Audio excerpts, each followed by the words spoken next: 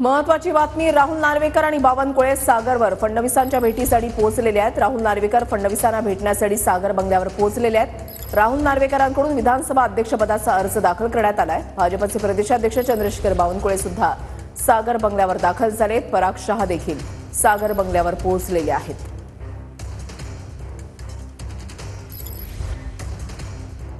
राहुल नार्वेकर फडणवीसांना भेटण्यासाठी सागर बंगल्यावर पोहोचलेले आहेत। चंद्रशेखर बावनकुळे आणि पराग शहा सुद्धा सागर बंगल्यावर पोहोचलेले आहेत। नार्वेकरांची विधानसभा अध्यक्षपदी बिनविरोध निवड होणार आहे। त्यांनी अर्ज दाखल केलेला आहे। उद्याच ही निवड होणार आहे आणि त्यापूर्वी राहुल नार्वेकर हे देवेंद्र फडणवीस यांची भेट घेण्यासाठी सागर बंगल्यावर पोहोचलेले आहेत आणि यावेळेला चंद्रशेखर बावनकुळे आणि आमदार पराग शहा हे सुद्धा सागर बंगल्यावर पोहोचलेले आहेत अशी माहिती मिळते। भाजपचे नेते आणि आमदार राहुल नार्वेकर हे विधानसभा अध्यक्षपदी बिनविरोध त्यांची निवड होणार आहे। या संदर्भातला अर्ज जो आहे तो त्यांनी भरलेला आहे। उद्या ही निवड होणार आहे।